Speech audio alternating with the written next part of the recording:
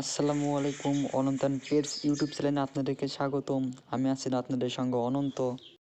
আমরা ঠিক 6 মাস আগে হাঁসগুলো কিনে আনছিলাম। হাঁসগুলো ডিম পাড়ছে, কিন্তু সমস্যা হচ্ছে হাঁসগুলো ওমে আসতেছে না। এখন বুদ্ধি একটাই, এই ডিমগুলো আমরা দেশি মুরগির নিচে দিব, দেখা যাক তারপরে কি হয়।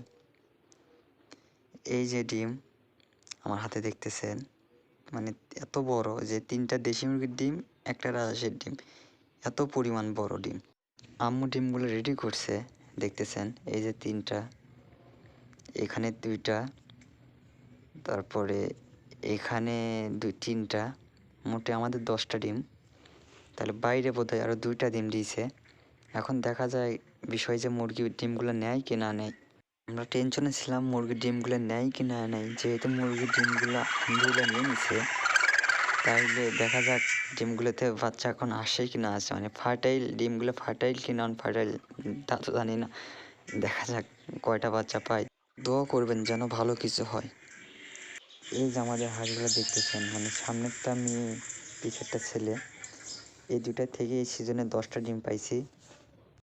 আরেকটা কথা, এটা আমাদের নতুন ইউটিউব চ্যানেল। আপনারা লাইক, কমেন্ট এবং সাবস্ক্রাইব করবেন, যাতে আমি আপনাদের নতুন নতুন ভিডিও দিতে পারি। আজকের ভিডিও এইটুকুই। আসসালামু আলাইকুম।